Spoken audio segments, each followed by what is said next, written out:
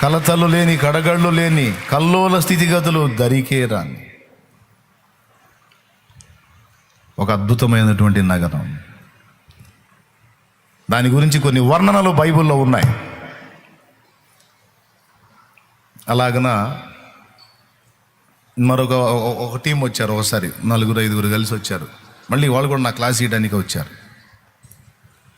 నువ్వేంది చాలామందిని మారుస్తున్నావు, మతం మారుస్తున్నావు నువ్వు అని వచ్చారు. నువ్వు కూడా ఒకప్పుడు హిందువేనంటగా, నువ్వు కూడా ఒకప్పుడు పూజలు చేసావంటగా, ఎందుకని నువ్వు ఇటం మారావు? నాకేదో లాజికల్గా ఓ పాయింట్ సెట్ అయింది, నేను కనెక్ట్ అయిపోయాను. దానికి ఆన్సర్ మన వాళ్ళని అడిగాను, మన వాళ్ళు ఆన్సర్ చెప్పలేదు.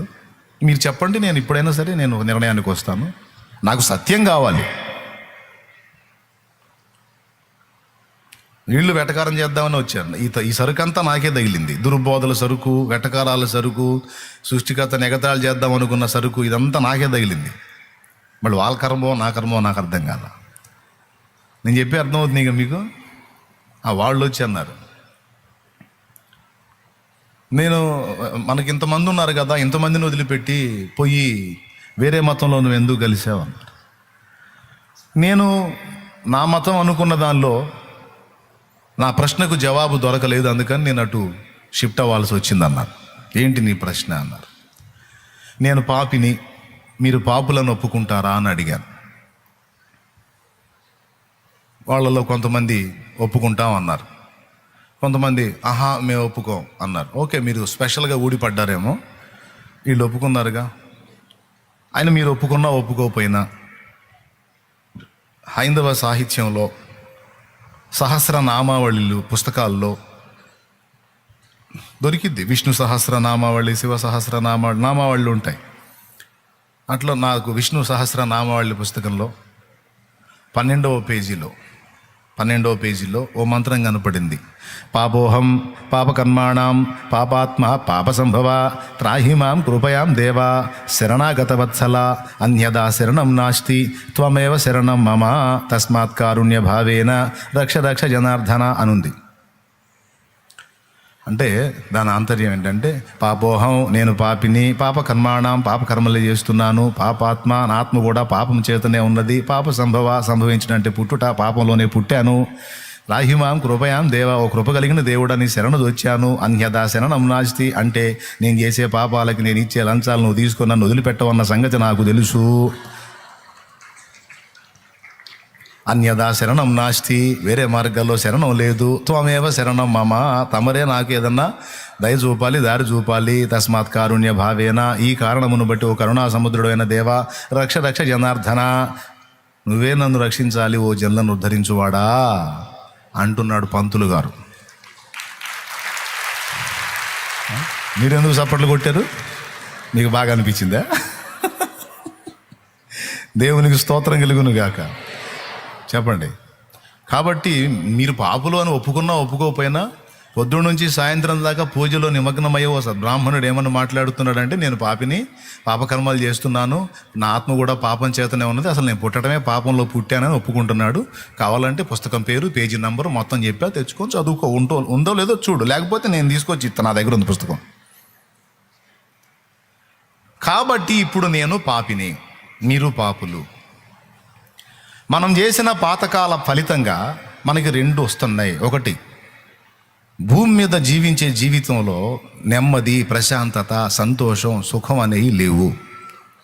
అశాంతితో బతకాల్సి వస్తుంది. ఏది? పాపాలను బట్టి.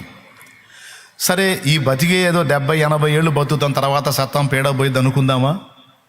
సత్యాక పాపాదవశ్యం నరకం ప్రయాతి అని ఉంది. పాపాదవశ్యం మరణం ప్రయాతి, పాపాదవశ్యం నరకం ప్రయాతి అని. పాపానికి మళ్ళీ నరక ప్రాప్తి అనేది ఒకటి ఉంది అని మళ్ళీ మాట్లాడారు.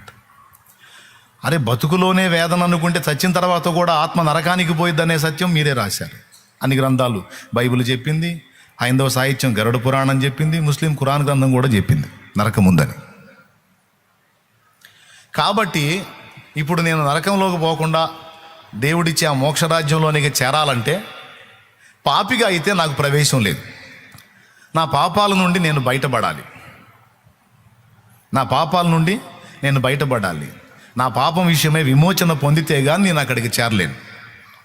కాబట్టి నేను నా పాపముల నుండి బయటపడే ఒక న్యాయమైన మార్గం మీరు చెప్పండి, దాన్ని బట్టి నేను ఆలోచిస్తాను అన్నాను. నన్ను ఎగతాళి చేయాలని వచ్చిన నన్ను వెటకారం చేయాలని వచ్చినటువంటి వాళ్ళకి అడిగాను. దాందేముంది, పాపాలు పోవటానికి ఎన్ని మార్గాలు లేవు అని వాళ్ళు ఏదో చెప్పారు. చాలా ఆకుపూజ, బిల్వార్చన, తైలాభిషేకం, నెయ్యాభిషేకం, పాలాభిషేకం, పుష్పాభిషేకం, కోటి దీపార్చన, సహస్రార్చన, కుంకుమార్చన, కుంభాభిషేకం, పుష్కర స్నానం, పుణ్యనది స్నానం, గోదానం, భూదానం, అన్నదానం, వస్త్రదానం, జపం, తపం, వ్రతం, మండల దీక్ష, మాలధారణ, కొబ్బరి టెంకాయలు, నిలువు దొబ్బిడి, అగరబత్తీలు, తాళనీలాలు, మంగళహారతులు, చాలా ఉన్నాయి. మన పాపాలను బట్టి ఆ పాపాల నుంచి బయటపడడానికి బోల్డని మార్గాలు ఉన్నాయి. అట్లో ఆ విధంగా చేసి మన పాపాలు పోగొట్టుకోవచ్చు కదా అన్నాను. నేను ముందే చెప్పాను, మీకు మీరు ఆలోచించి నాకు ఆన్సర్ చేయండి. ఏదో మీరేదో నలుగురికి చెప్పినట్టు నాకు చెప్పొద్దు. ఇక్కడ తర్కం ఉండాలి, లాజిక్ ఉండాలి. నేను చేసిన పాతకాలకు నేను ఇచ్చేటువంటి కమిషన్లు దేవుడు తీసుకుంటాడా?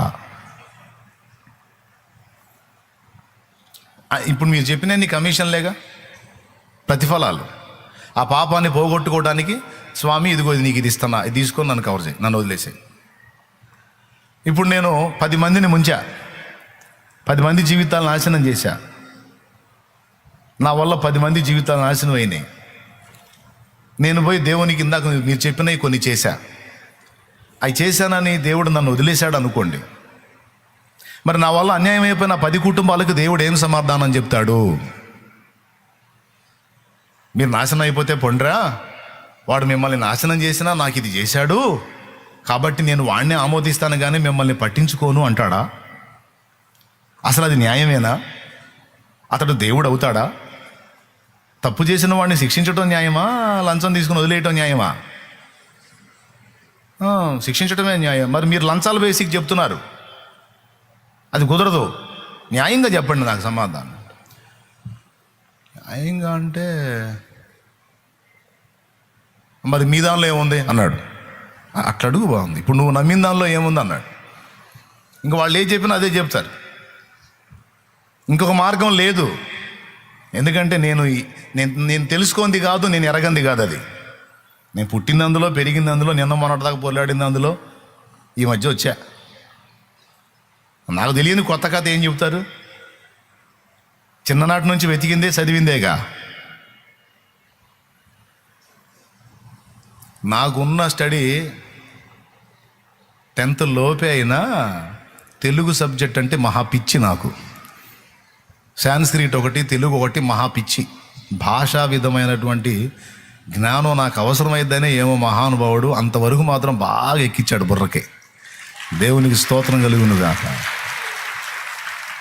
హల్లెలూయా.